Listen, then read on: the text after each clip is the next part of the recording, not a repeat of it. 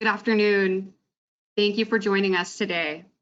Welcome to CalRecycle's Sustainable Packaging for the State of California Act webinar. This webinar is scheduled for 1 hour and will give an overview of the SB 1335 program, the regulatory criteria, documentation that needs to be included in food service packaging applications, and the application submittal process. My name is Martine Boswell, and I am the supervisor of CalRecycle's Sustainable Materials and Research Unit. I oversee the team of staff that will be helping to implement the SB 1335 program. Before I go over some webinar logistics, I first would like to introduce you to the individual that will be presenting today and will also be available to help answer questions after the presentation concludes. So Zach Bradford, if you could wave. Everyone, that is Zach Bradford. Zach is CalRecycle's SB 1335 lead, and he will also be our presenter today. Next slide, please.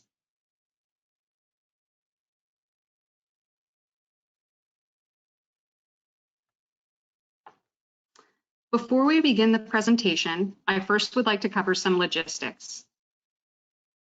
After the PowerPoint presentation concludes, there will be a questions and answers session in which CalRecycle staff will unmute participants to allow you to ask your questions. Please use the instructions shown on this slide for the Q&A session. To ask a question, please type your question into the question pane. After the presentation concludes, staff will ask participants to unmute themselves in the order that questions are received. To reiterate, you will need to unmute yourself on your end when asked to by CalRecycle staff. When asked to unmute yourself, please state your affiliation before asking your question. Please note, questions regarding the merit of the regulations were addressed during the rulemaking process. Therefore, in today's webinar, we will be answering questions regarding implementation and the application submittal process. If we are unable to answer your question today, we will follow up with you to ensure that your question is answered. I will now hand it off to Zach Bradford to begin the presentation.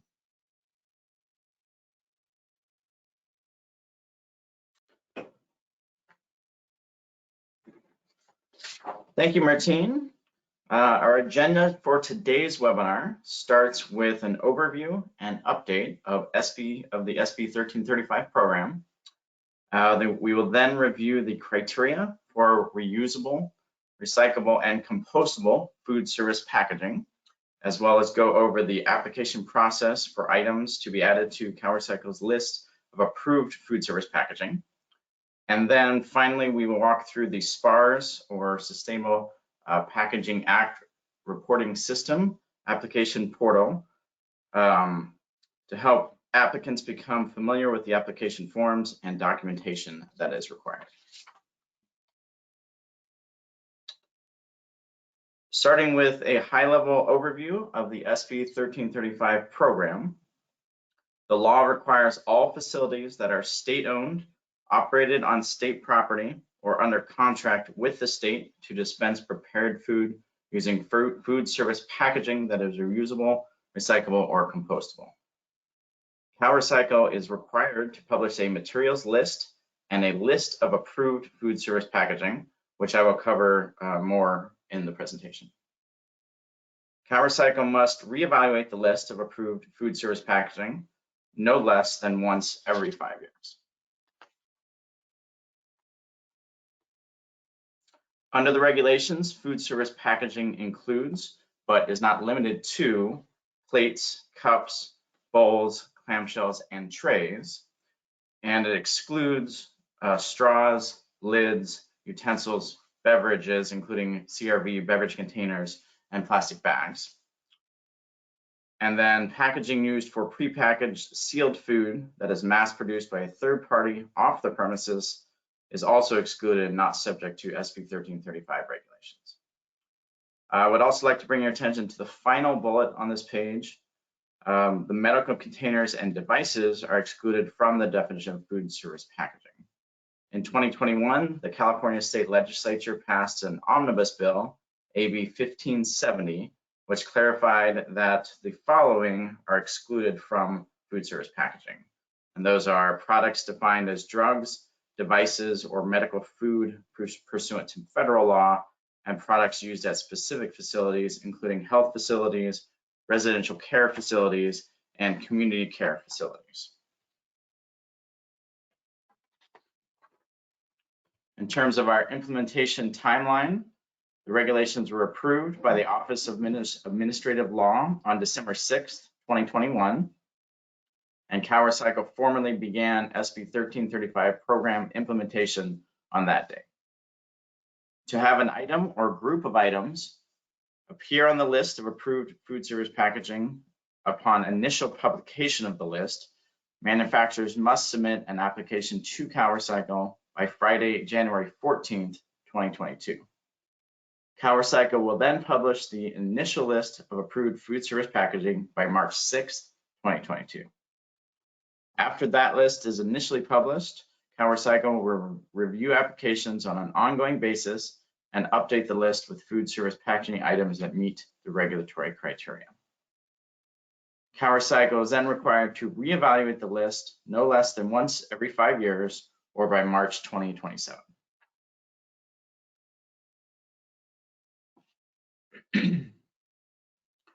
The criteria established in the SB 1335 regulations incorporate real-world conditions and performance metrics to ensure food service packaging can be routinely managed within the state's existing infrastructure.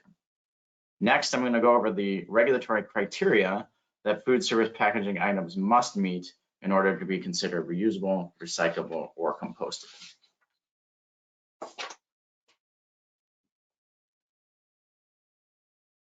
To be considered reusable, food service packaging items must meet one of the following criteria.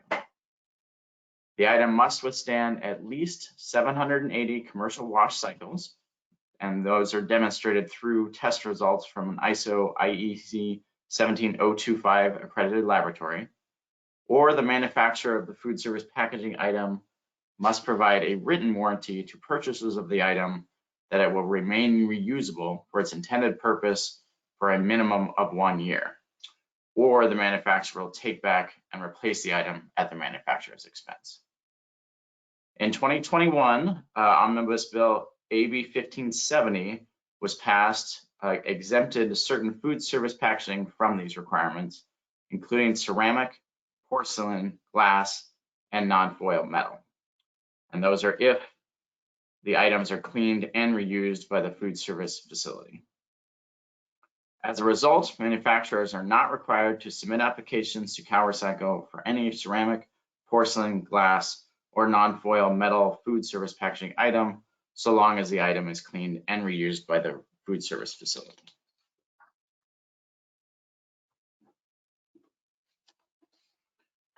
To be considered recyclable, food service packaging items must meet the following. They must measure at least 2 inches in at least 2 dimensions, and that's a requirement that ensures items will be captured by recycling equipment. The item cannot contain additives that initiate or accelerate fragmentation. The item must be collected by 60% of recycling programs statewide. The item must have sufficient commercial value to be marketed for recycling, and the item is sorted and aggregated into defined streams. For example, mixed paper or PET, by 60% of large volume transfer processing facilities in the state. As an alternative, a food service packaging item may meet some of the recyclable criteria through a take-back program, in which case 60% of the food service packaging items must be recovered and transported to a transfer processing or recycling facility via the take-back program to be sorted and aggregated into defined streams for recycling. Please be aware that beginning January 1st, 2026, the thresholds increase from 60% to 75%.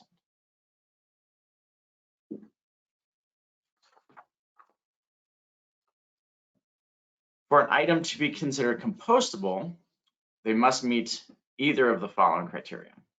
Option 1, the item is collected and accepted by 50% of organic waste recycling programs and compost facilities that accept mixed materials statewide. Or option 2, the item is included in a take-back program that annually recovers 50% of food service packaging items that are distributed at state food service facilities. And again, please be aware that starting January 1st, 2026, the thresholds increase from 50% to 75%. If the item is plastic or plastic coated, it also must meet additional criteria to demonstrate that the product can be composted in a safe and timely manner. Specifically, the items must meet ASTM standards D6400-19 or D6868-19 as applicable. Manufacturers must also demonstrate that the item achieves at least 90% biodegradation within 60 days by submitting test results from an ISO IEC accredited laboratory. Manufacturers can submit the 180-day test, but the test results must show that 90% biodegradation was achieved within 60 days. The test report shall include either a biodegradation curve or tabular data indicating biodegradation rates utilizing one of the test methods specified in the regulations. Additional details on the specific requirements can be found in the regulations in section 17989.5, which is the compostable food service packaging criteria. Finally, for compostable, the food service packaging item must also comply with the statutory requirements to be labeled compostable in California.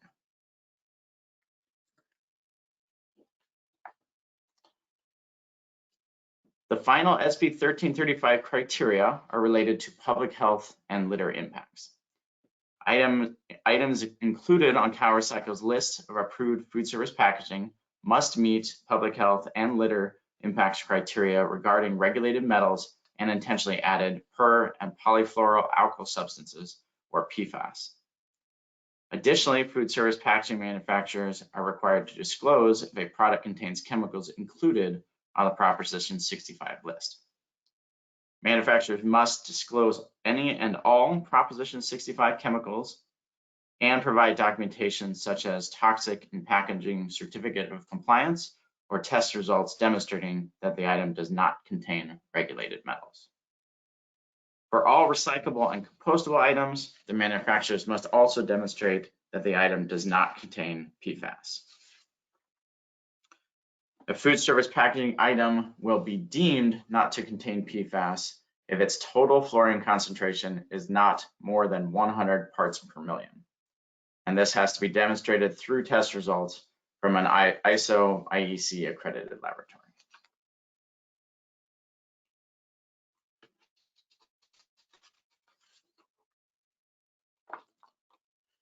Next, we are going to switch gears and talk about how manufacturers can submit applications to CalRecycle for review. The regulations specify that applications must be submitted electronically. CalRecycle developed a system to help facilitate the application process. Although it is not required, applicants are highly encouraged to use the Sustainable Packaging Act reporting system, or SPARS, which is located on CalRecycle's website. The link to the SPARS webpage was sent out in a recent listserv notice and is also posted on the last slide of this presentation. If you are unable to utilize SPARS to submit an application, you must submit your application electronically to CalRecycle's SB 1335 inbox at sb1335@calrecycle.ca.gov.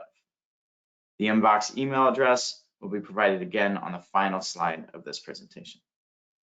If you choose to use SPARS, you can submit applications for a single item or a group of items. I'll cover that in more detail in this presentation. On the SPARS webpage, CalRecycle published a list of material types that meet a subset of the recyclable or compostable criteria. This materials list was developed to help streamline the application and approval process. Prior to January 7th, the SPARS webpage will be updated to include an SB 1335 application completeness checklist, which can be used to help applicants ensure they are submitting all required information. Please note the checklist is provided as a courtesy only and is not a substitute for reviewing the SB 1335 regulations. The regulations, and not the checklist, governs CalRecycle's review of an application. A listserv notification will be sent when the checklist is posted. Although CalRecycle will be accepting applications on an ongoing basis, If you seek to have an item added to the list upon its initial publication, you will need to submit that application to CalRecycle by Friday, January 14th, 2022. After an application is submitted, a confirmation email will be sent notifying the applicant the application has been received. CalRecycle staff will then determine whether an application is complete and within 30 days of the submission date, notify the manufacturer of any missing information or other deficiencies. The applicant will then have an additional 30 days to correct any such deficiencies. After CalRecycle deems an application complete, staff will further evaluate the application and determine whether a food service packaging item meets the applicable regulatory criteria.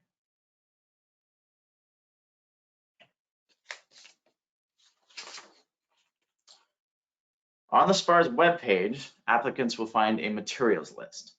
The materials list identifies material types that have already been determined by CalRecycle to meet a subset of the recyclable or compostable criteria. The materials list is intended to streamline the application and approval process for food service packaging that is made with materials routinely recycled and composted in the state. Data used to develop the materials list was obtained from the recycling and disposal reporting system and pricing indices. It is important to note the materials list does not determine if an item will be excluded or included on the list of approved food service packaging. Even if an item is made of a material on the materials list, applicants will still need to submit information demonstrating that the item meets all of the additional regulatory criteria.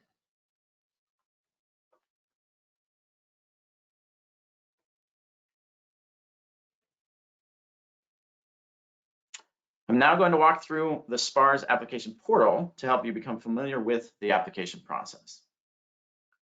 SPARS was created to offer an organized and consistent method for manufacturers to submit applications.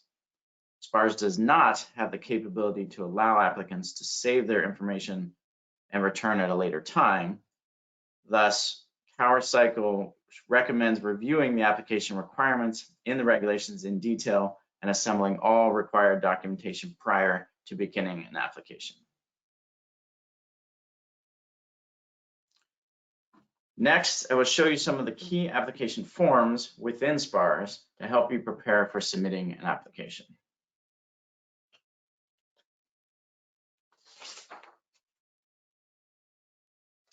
On the SPARS webpage, you will find 6 distinct application forms.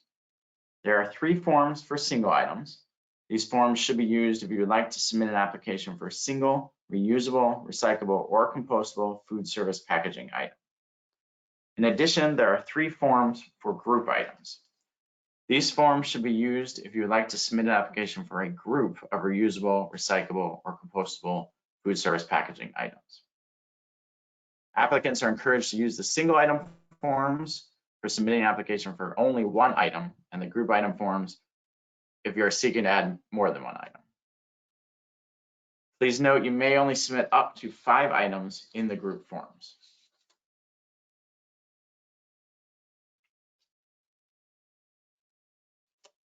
On the second page of the application, you'll see a series of fields to provide specific information on your item. Applications may be submitted by either the manufacturer of the item or by someone else on the manufacturer's behalf.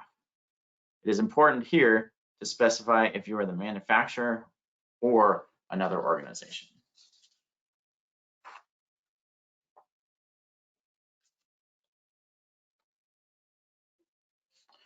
This next section is where applicants can reference the materials list. If the item is comprised of a material included on CalRecycle's materials list, you can choose that item from the drop-down seen on this page. If the item is not comprised of a material included on the materials list, you must fill in a description of the material comprising your item, including any identifying characteristics. In addition, if you're submitting an application for an item made of a material that is not on the materials list, then you must submit documentation demonstrating that the item meets the applicable regulatory criteria. If this information is not included in the application, or the documentation or data submitted is deficient, the application will be deemed incomplete.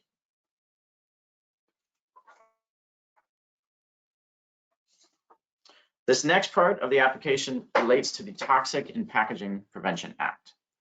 The regulations specify that a food service packaging item that is subject to the Toxic in Packaging Prevention Act should not contain lead, mercury, cadmium, or hexavalent chromium, or any other regulated metal in an amount that exceeds 100 parts per million by weight, as measured by the sum of the total concentration levels of all such metals.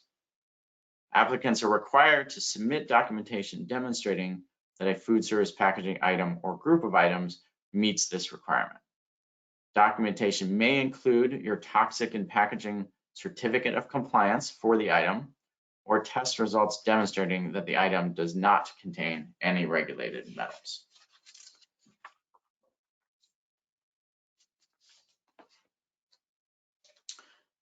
Next, we have Proposition 65 chemicals.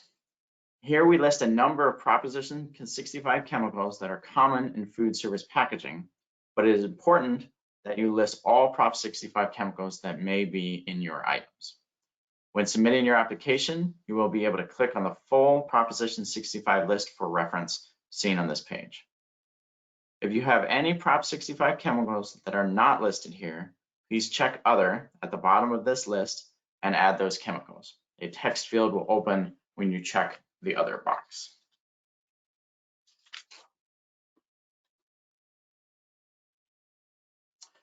This next part of the application relates to per and polyfluoroalkyl substances, or PFAS. As previously mentioned, for all recyclable and compostable items, manufacturers must demonstrate that the item does not contain PFAS. A food service packaging item will be deemed not to contain PFAS if its total fluorine concentration is not more than 100 parts per million. This must be demonstrated through test results from an ISO IEC accredited laboratory. Applicants are required to upload their documentation to demonstrate that the item contains less than 100 parts per million total fluorine. You must also specify the date that the test was completed. SPARS also allows applicants to indicate if any information within a document is confidential. We strongly suggest that all applicants read the certification regarding confidentiality closely prior to submitting an application.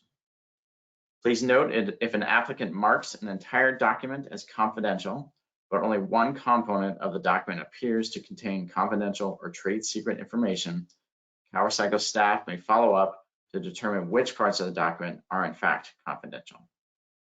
In addition, if an applicant marks an entire document as confidential that in actuality does not appear to contain any confidential or trade secret information, CalRecycle staff may follow up to get greater specificity as to what the applicant considers confidential or trade secret.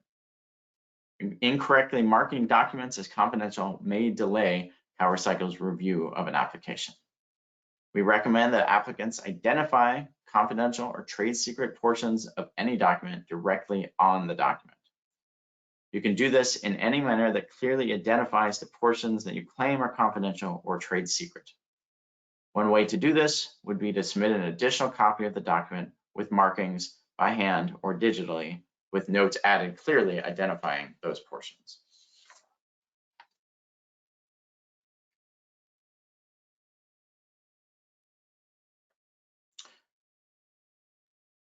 In this section of the application, applicants must specify how the item meets the specific recyclability or compostability collection or processing criteria. If your item is comprised of a material on the materials list, applicants must select A on this page. However, if your item is not comprised of a material on the materials list, applicants must select option B or C and submit the appropriate documentation. As mentioned previously, if your item is made of a material that is not on the materials list, you must submit documentation demonstrating how your item meets the applicable regulatory criteria. If documentation is not submitted or the information or data submitted is deficient, the application will be deemed incomplete.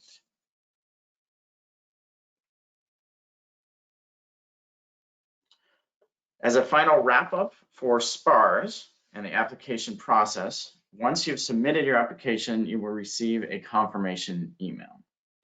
CalRecycle staff will then determine whether an application is complete, and within 30 days of the application submittal date, notify the applicant of any missing information or other deficiencies. The applicant will then have an additional 30 days to correct any such deficiencies. After CalRecycle deems an application complete, the department will further evaluate the application and determine whether a food service packaging item meets the applicable criteria. Upon approval of an application, the department will then add the food service packaging item or group of items to the list of approved food service packaging and notify the food service packaging manufacturer.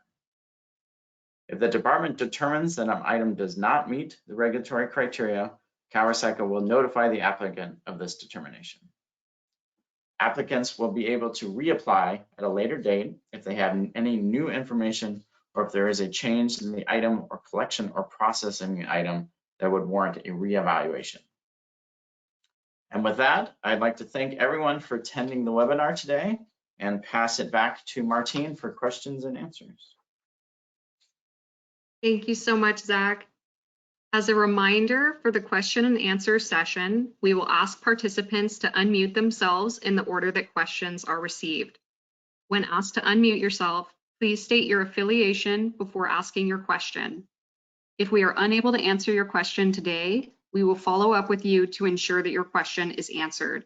If you have further questions after we conclude the webinar, please email the SB 1335 inbox, which is at the bottom of this slide, and it is at sb1335@calrecycle.ca.gov. So we will now begin the question and answer session. I do believe we do have one question already. So this is a question from Frank Schuster. Frank, I'm going to unmute you so you can go ahead and read your question, and then we will provide a response.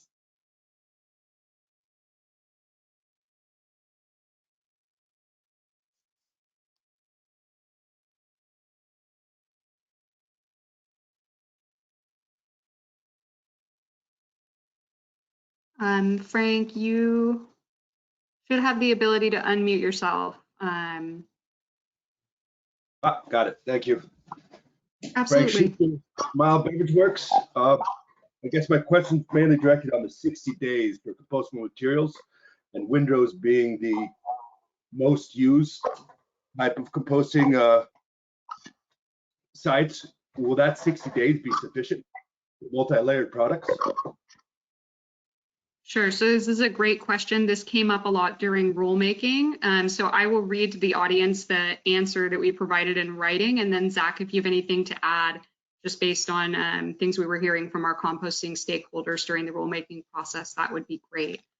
The 60-day time frame required to demonstrate sufficient biodegradation was selected because it aligns with typical processing timeframes at California composting facilities.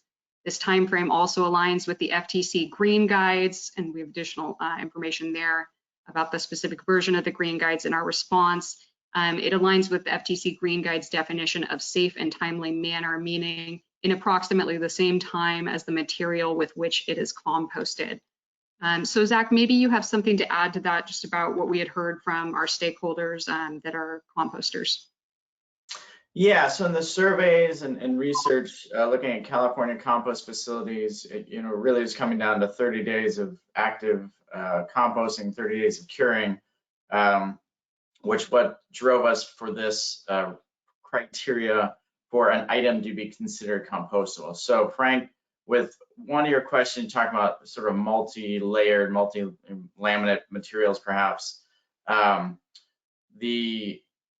if each of those materials, if each of the materials in that item are composting, if you can show that they are accepted by 60% of or 50% of facilities in the state, then that would meet that criteria. Okay, thank you. Thank you so much for your question. So we have another question. This is going to be from Kirsten Morton. Kirsten, I'm going to let you unmute yourself. Let's see. Okay, so you can go ahead. Thank you. Yeah, Thank hi. you. Is there a similar screenshot that you can share from the application portal, similar to the one that you shared for recyclable materials on the compostable materials? So we can get an idea of what that looks like. The recycle page. So we did not do a screen grab for this particular webinar, but it is something that we can share. In fact, if just give us a few minutes, probably one of our staff could pull it up. Martine, if you're even able to go into the form or something and send it to me, we'd probably get that to you by the end of the call. Yeah, so we can follow up with you, but something that we did do is in the chat, we sent the link to the SPARS webpage, so that if you click on that, you can go into each of the different application forms to see what it looks like. Something that is really important though, and I know that Zach touched on this briefly during the presentation, but I do want to emphasize it, is that the SPARS application portal does not allow for applicants to save their work and return at a later time. The applications need to be completed in one seating. So what we recommend is have all of your documentation and information that's required for the application prepared and ready when you begin that application. So again, I would just really encourage you to look at the SPARS webpage, which is in the chat to the entire audience. And okay, so Kirsten, just so we know what we're looking for, is this the page? Can you be able to see? I think I'm on the right slide now. The recyclable criteria. Yes, exactly. Okay, yeah. So we can work on grabbing a screen grab of the compost one, kind of sending it to you offline. Okay, thanks. Yeah. Everyone, so just one moment. I'm going through the questions right now.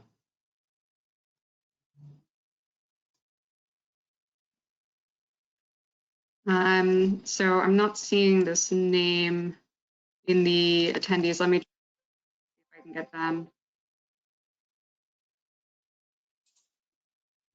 Okay, so we have a question from, apologies if I mispronounce this, but QQ Zhang.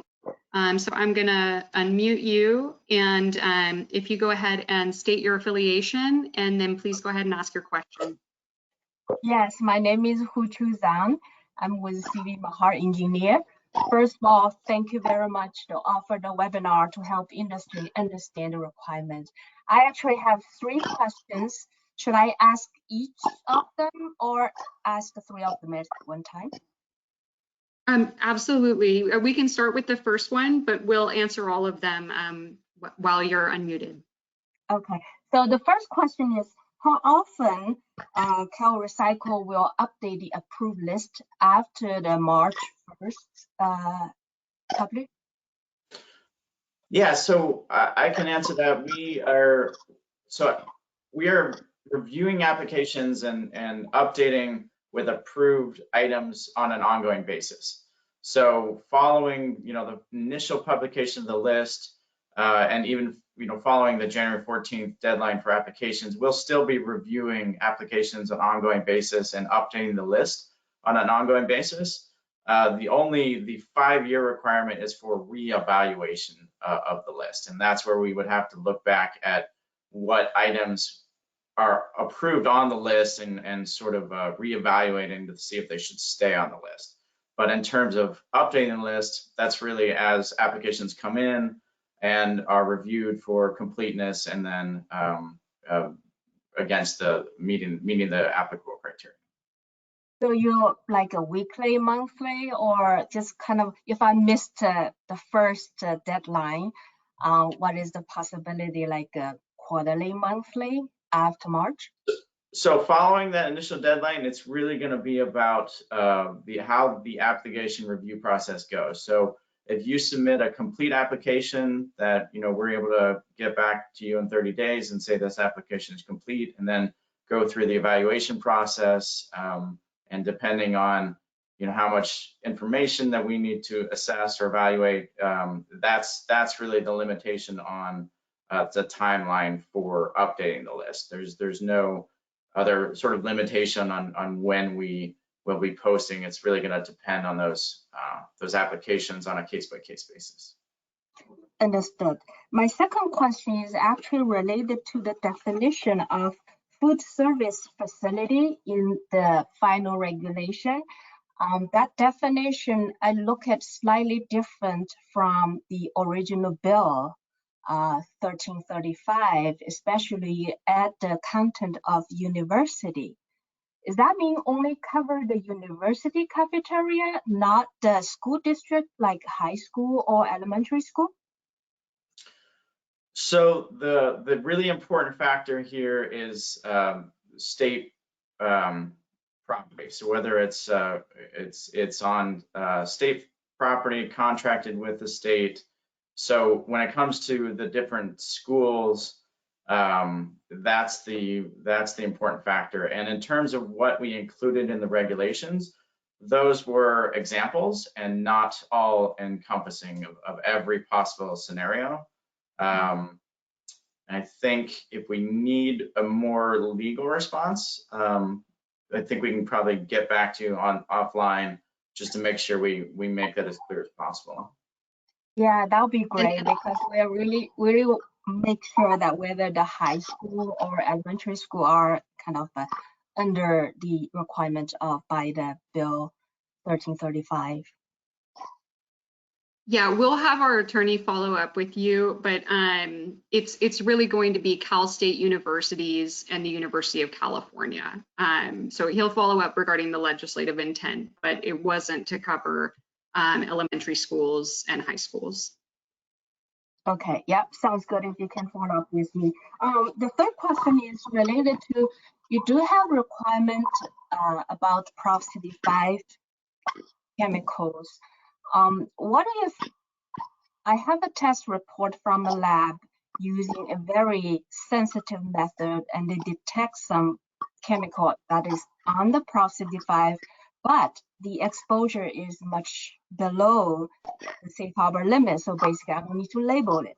Do I still have to show that chemical on the submission?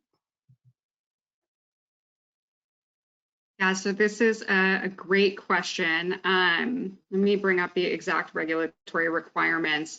So the regulations just follow exactly what the regulations say, and you shouldn't have any issues when complying with that specific part of the application. But ultimately, you would need to include the names of all chemicals included on the Proposition 65 list that are used in the manufacturing of that specific item. So it's really a disclosure.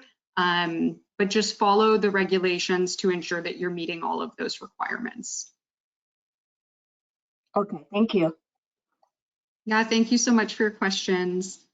Okay, so I'm going to go to the next person. Okay, so let's see here. So Grace, I'm going to go ahead and unmute you. Grace Kim, if you could state your affiliation and then go ahead and ask your question.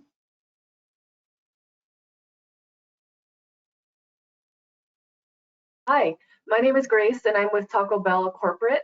I had a few questions actually. We are trying to make our packaging a little more sustainable and we obviously want to comply with this State Bill 1335, but we're wondering how food contamination plays a role in this in terms of the recyclable goods criteria, because we do have some polypropylene items, but we serve food in it. So I'm wondering how the food contamination would affect the recyclability of our items.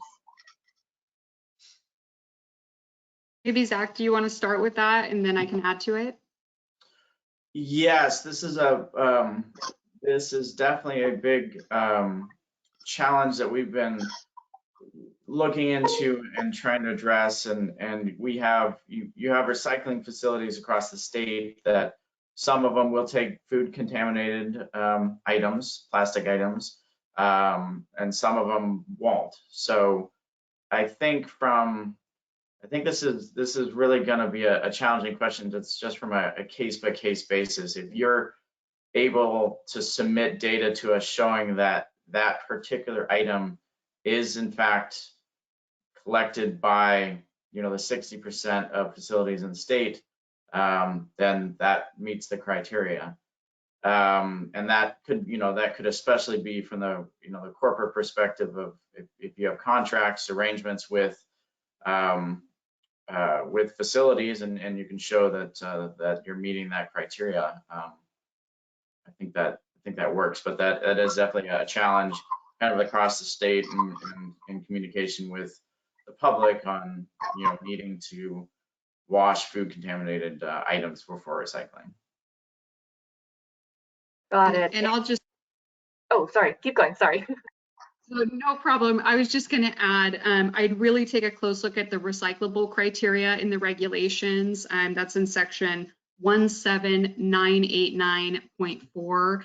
And so really, when it comes to meeting the recyclable criteria, you just need to ensure that you're meeting those specific requirements in the regulations, so that it's collected by 60% of large volume transfer processing facilities in the state, and that it meets the additional recyclable criteria. And there are several in there. So that's the key component.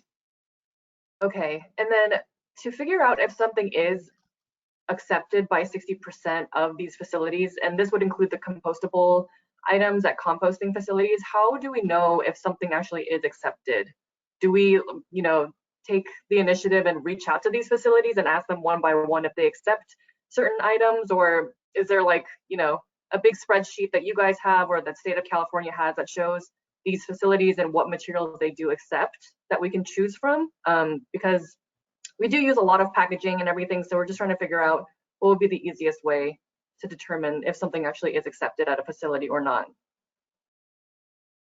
Yeah, so we have a number of data sources available for reference. I think it's important to note that in developing the materials list, we referenced that data. So that for any applicants, that's a really good start, really important starting point, because if you have any question about the acceptance or collection of your material, and you do not have separate data sources to demonstrate to us that your items are being accepted or collected, then that state data that we reference for the materials list might be the best or only data.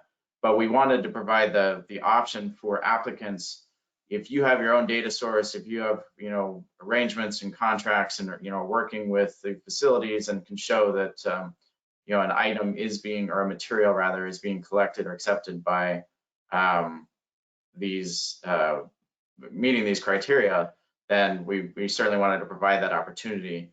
But as far as the state data sources go, we reference those in developing the materials list. So I think that's an important starting place for applicants. And is that state data something that's on the CalRecycle website, or is that something else that I should look for? Yes, yeah, we have those available. We can certainly send out links. I think that's Martine. That's probably maybe something we should make a note to kind of send out the links, maybe in a listserv message with those data sources. And then our public documents, regular rulemaking documents certainly go into some of the data source details as well. Martine, anything else you think we should add? Yeah, what we can do is follow up with all of the attendees. We had a materials list request for approval that was approved by our director, and in that document, it contains information about the different data sources that were used to develop the materials list. And one other thing I just want to emphasize is there is some flexibility when it comes to demonstrating that your item meets the specific criteria. So you could submit information from data sources that we didn't use. We will evaluate it and then see if it meets the criteria or if the item would be in compliance. So ultimately, I wouldn't say that there's one specific data set that you need to use. We use several different data sets to look at sufficient commercial market value, collection and processing, for example. So The RFA, that's the request for approval, does contain the data sources that we use, but you could provide us with information from a different data source, and we would absolutely look at that and evaluate it to see if that item meets the criteria.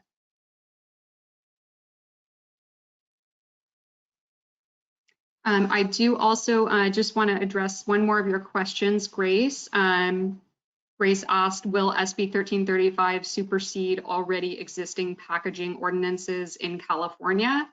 And the answer is it does not supersede any other statute, any other state law would still apply. Thank you so Okay. much. Yeah, thank you for your questions, Grace. So Wendell Simonson, I am going to go ahead and unmute you. If you could state your affiliation and then ask your question. Yeah, hi, thank you. Wendell Simonson with BPI. And I was hoping you guys could talk to us a little bit, if you talk with your composters, about the difference between the disintegration testing and the biodegradation testing, just to make it really clear that when you reference biodegradation in 60 days, that you want a biodegradation full mineralization test and not the disintegration test, which is really the proxy for how things are behaving in those piles and what's used in field testing protocols. Because it's highly unlikely that you're going to see any products meet biodegradation in 60 days. You could have products for sure that meet disintegration in 60 days, but highly unlikely that you're going to have anything that meets that 60-day requirement. So just curious if that disintegration versus biodegradation testing protocol came up in any of these conversations. Yes, for sure. We definitely went into depth on the difference between the disintegration and biodegradation. We really landed on biodegradation because of the concerns around contamination and microplastics in the compost, the final end product at the composting facilities. Actually, I'll stop there and kind of see if anyone else, Martine or our other staff, have anything they'd like to add. But that was how we kind of ended up at that decision, and did dig into the conversations with the composters and address those main concerns there. Yeah, I would say the only thing I'd add is that, there was a robust rulemaking process for SB 1335 that involved rulemaking workshops and responding to stakeholder comments and a lot of outreach with composters. All of the comments that we received and the responses to those comments are posted on the SB 1335 rulemaking webpage. So I highly encourage you to take a look at those too, because questions like this did come up. So I'll include the link to our rulemaking webpage in the chat, so all of the audience will have access to that.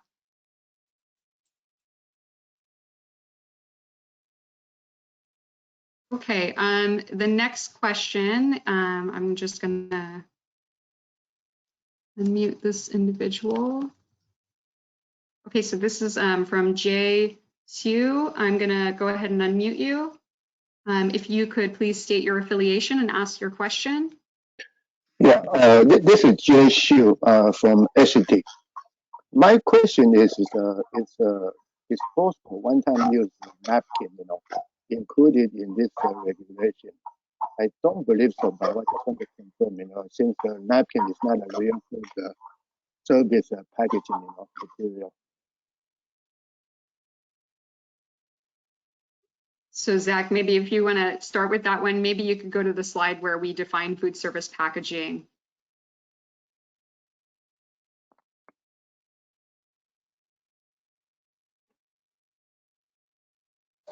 So it's certainly not abundantly clear, because it does, it is not called out as in or out.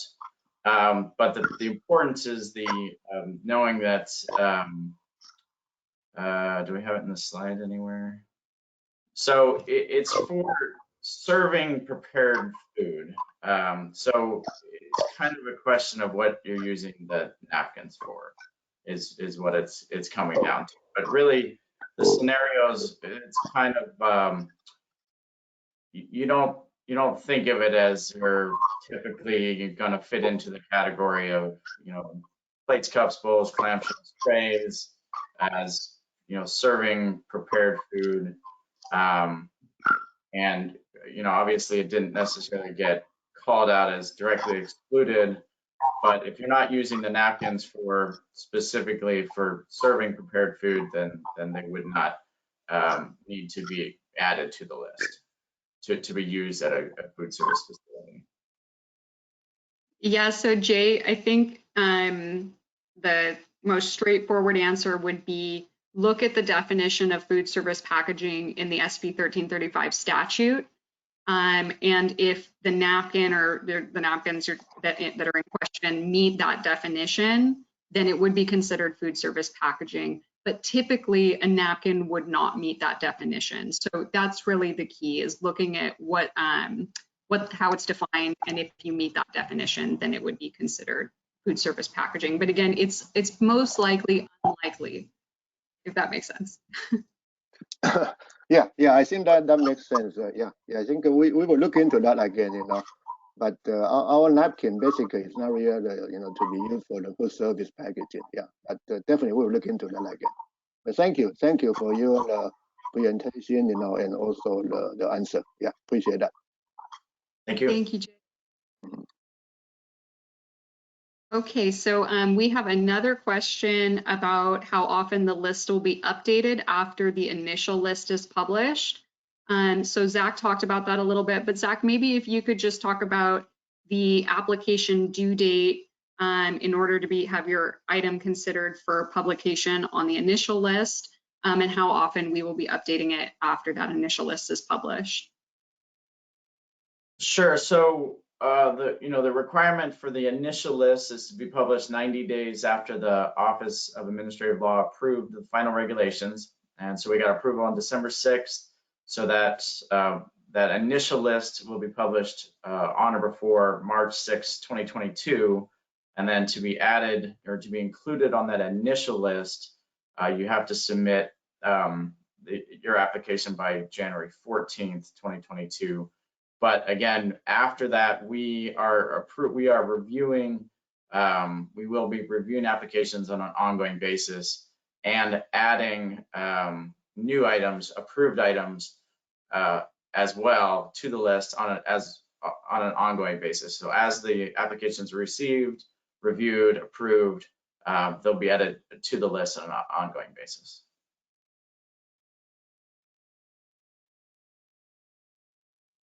Okay, thank you so much. And thank you, Carol, for that question. All right, so I'm going to unmute John. Just one second. Okay, so John Salvador, you are unmuted. If you could state your affiliation and ask your question. Sure. Hey, thank you very much. I'm John Salvador with Georgia Pacific. I actually have 3 questions, if I could. Actually, one is, are food wraps going to be in scope? I see that it says included but not limited to. So I just didn't know if the food wrap was included or not included. Yeah, so the food wrap is kind of similar to the napkin idea in so much as, it wasn't certainly excluded or certainly included, but if it does, again, fit that definition of prepared food, and this is, again, prepared food at this food service facility. So if you have a facility and you're, say, wrapping sandwiches, you're preparing and wrapping sandwiches on site, that's going to be covered. But if it's a mass-produced item that happens to be wrapped in food wrap and shows up and is packaged and offsite, then that is not a scenario where it would be covered under SB 1335. So it really has to do with that food preparation on site at the food service facility. Excellent. Thank you for clarifying. The second question I have has to do with labeling and labeling as compostable. So there's some items that typically aren't labeled as compostable. So take like paper plates as an example. So would items like paper plates or other items that typically are not labeled on the plates themselves or on the products themselves, like food wrap would be another one, do they need to be labeled as compostable? We were reading through the regulation and could not determine if that was the case. So I think the only thing that we are able to add to respond to that at this time is that the regulations are not adding any new labeling requirements or laws. So all current labeling laws, are not affected, but SB 1335 is not adding any new labeling requirements. And then I think beyond that, maybe this would be another one for us to kind of maybe get a good legal input and response back to you offline. And I can add to that. So we're not adding any additional labeling requirements in the 1335 regulations for compostable items, but rather the regulations are just really restating an existing law. So we specify that the food service packaging item satisfies the legal requirements to be lawfully labeled compostable. So there is a labeling law in California that items would need to meet in order to be lawfully labeled as compostable.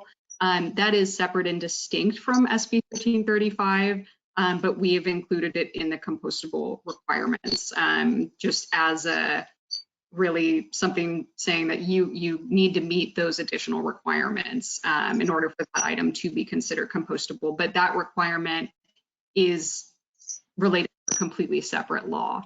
So we can have our attorney follow up with you just to make sure that everything is clear, but ultimately we're not adding any additional requirements that aren't already required for any item to be labeled as compostable in California. Okay, thank you. And the last question was kind of like echoing just understanding how do we determine access for recyclability or compostability. I know like nationally we get this question all the time, but you said that you were going to be able to provide some sources that'll help us be able to support the fact that our items are compostable or have access for compostability or recyclability in the state of California. Yeah, I think we can certainly send out those links. I think again here it's really important to recognize that materials list and the fact that when it comes to state data that's available to the state, that is the data that we reference in developing the materials list. So from a manufacturer perspective, if you're submitting an application and you see you have a material that is not on that materials list, that's maybe an indication that to meet those criteria, you may need to identify other sources of data that we are not aware of. And that might come down to another, stakeholder said, making phone calls to the facilities and seeing if they accept your material, because it might be a material that is just not as common, or it might be something we didn't think of, or that we just don't have the data for. So that would be my recommendation in terms of the materials list is a good place to start, knowing that staff have already looked at those state available data sources and then come up with that materials list, a list of materials that meet those specific criteria. Okay. And we will follow up. We will send some information to all of the attendees with that request for approval, which covers all of the data sources that we use to develop the materials list. But just as Zach has mentioned, when it came to the acceptance criteria for compostable, we did have to conduct phone surveys and reach out to composters to understand which types of materials are in fact being accepted by these facilities. What we found is that although some are collected, for composting. The composters themselves are actually not accepting all of the materials that are in fact collected. So again, we'll follow up with you to make sure that you have that information. So stay tuned, but we are at time. So I do want to I wish we had time to get to everyone's question. If we didn't have time to answer your question in this webinar, we will follow up with you. But Zach, if you could progress to the next slide. Or the final slide. So really, I just want to thank everyone so much again for attending this webinar and for the questions. You asked very good questions. If we didn't answer your question again, or if we didn't answer it today, we will follow up with you. If you do find that as you're going through the application that you have further questions, please email the SB 1335 inbox at sb1335@calrecycle.ca.gov. And we have the link to our listserv if you're not already subscribed to that, and the link to the SPARS webpage, and that is the last link on the slide. I also included that in the chat for all of the audience. So again, thank you for your time, and we will follow up with you. Have a great afternoon. Thank you. Thank you.